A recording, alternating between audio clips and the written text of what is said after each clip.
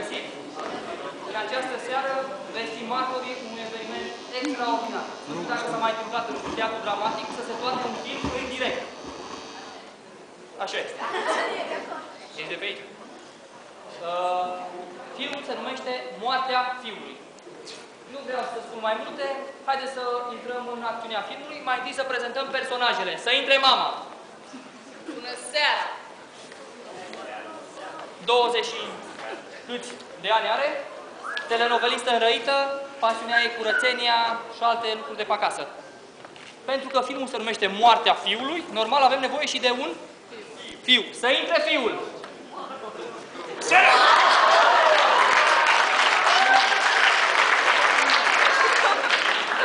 2 ani jumate, pasiunea lui, hobby-urile lui, halbere, coia canoe și alte lucruri tangențiale. Pentru că fiul are o problemă, o să apelăm și la un doctor. Să intre doctorul!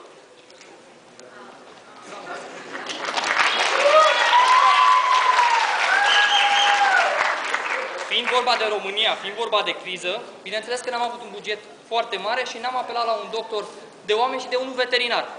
Dar nu asta este problema. Nici doctorul nu va rezolva problema fiului, așa că o să apelăm și la un gropar. Să intre groparul!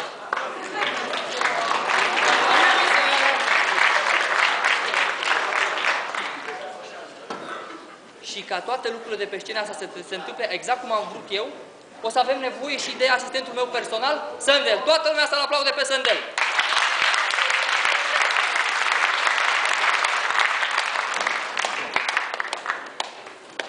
V-ați citit textele?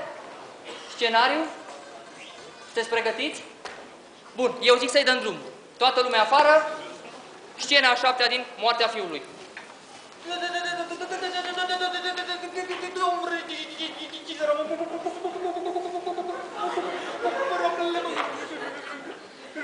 Rezolvăm după aceea problema. Hai să dăm filmul, dăm la film și după aceea o rezolvăm și problema asta, da? Ok. Acțiune! Ce mult te-am iubit, Paraschivo, ți-am zis-o o mie de ori, și ca drept dovadă ți-am adus grămadă vreo treaba. Ce mizerie! Tu, mamă, mie mi-e rău. Și ce-mi zici mie? Ce? Eu zmăta? Tu, mamă, da, mie chiar mi-e rău.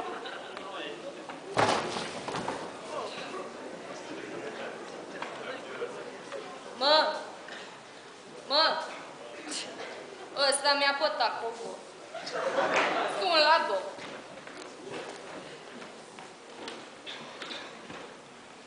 Alo, domn doctor, ai chiar un film. Hai, te așteptam.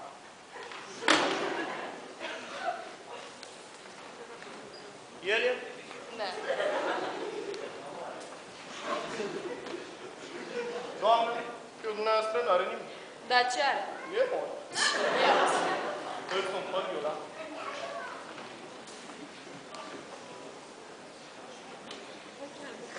Alo, băg eu, da? Hai, papa, dă-i carne, papa.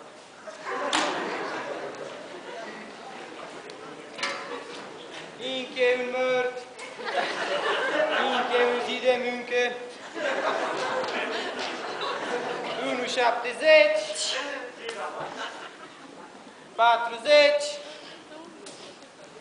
5. Stop!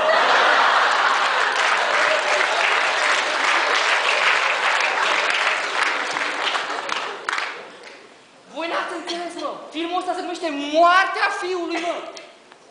Băi, este, cum să spun eu, o dramă, mă! Vreau să văd cum lăcrimează oamenii ăștia în sală, mă! Vreau să le simt lacrima în colțul ochiului, mă! Vreau tensiune, mă! Voi pricepeți?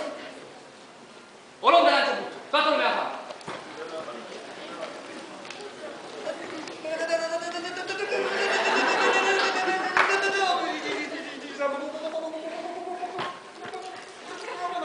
Rezolvăm după aceea problema ta. Hai să-i dăm bun, da?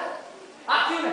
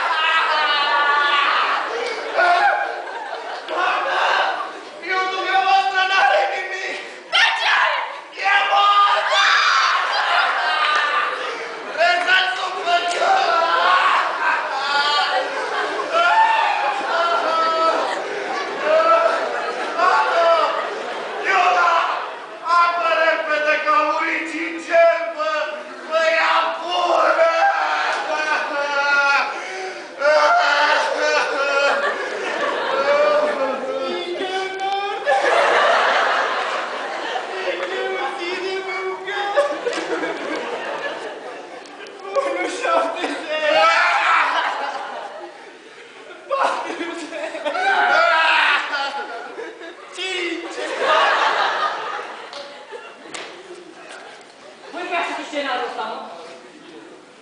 Bă, o fi dramă, mă. Dar filmul ăsta continuă după scena asta. Mama mai toată voi doi trei floți. Tu mai operezi. Tu plan. Păi, deci, vreau să văd speranța. Înțelegeți? Vreau altcumva, vreau să văd după aceea că omul își revine după scena asta. Ați înțeles? Toată lumea acolo, o luăm de la început.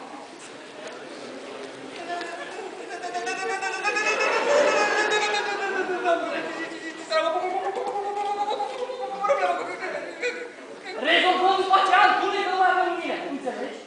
O luăm de la început. Acțiune!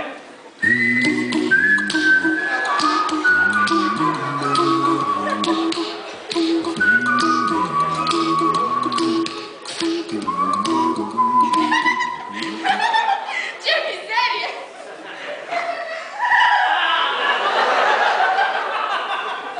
Mamă! Că mi-e rău, auzi? Și ce-ți spune ăsta? Mamă, dar mie chiar mi-e rău. E rău lui Fimiu, să spun la doctor. Alo, domn doctor, vină mă repede că e rău lui Fimiu.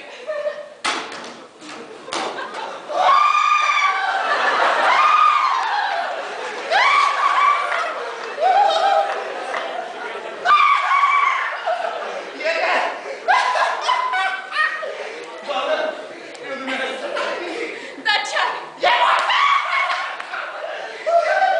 Să-i sun pe Giula. Alo! Bă, Giula! A, bă! Hai că a murit Igel, bă!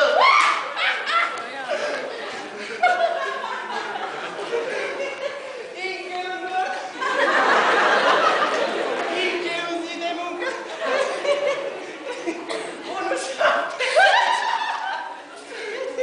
40! 5! Stop! Voi vă bate joc de mine, mă. Ce-s cu frizelele astea pe scenă, mă? Băi, așa nu o să mai vindem filmul ăsta în vecii, bă. Bă, filmul ăsta trebuie să-l vindem, bă. Trebuie să-l umplem stomacurile, înțelegeți?